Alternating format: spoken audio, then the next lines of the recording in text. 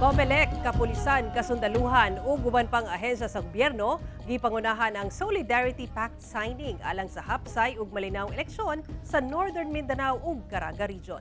Ani report ni Cyril Chavez.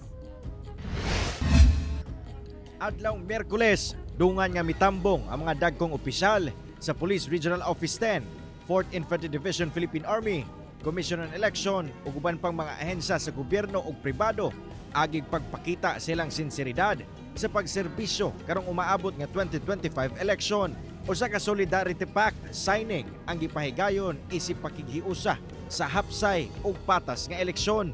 Promen reaffirms or remains steadfast in ensuring secure, accurate, free, and fair elections while preventing election-related violence, threats, and criminal activities.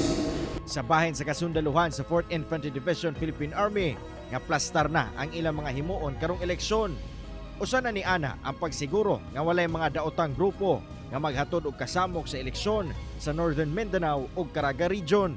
Our preparations are already underway with measures that includes the identification of our election areas of concern, the joint AFP-PNP COMELEC checkpoints, scheduled security meetings, and comprehensive threat assessments.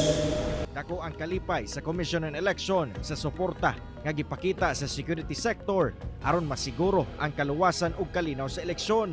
Nagpahimangno usab ang buhatan nga gawas sa seguridad o sasab sa ilang tahas ang patas ug walay anomalya atol sa eleksyon. So if you see anyone doing illegal stuff or unlawful stuff, please arrest them.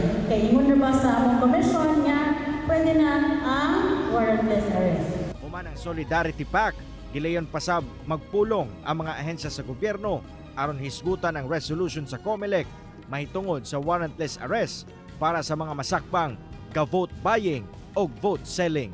Cyril Chavez, 1 Mindanao.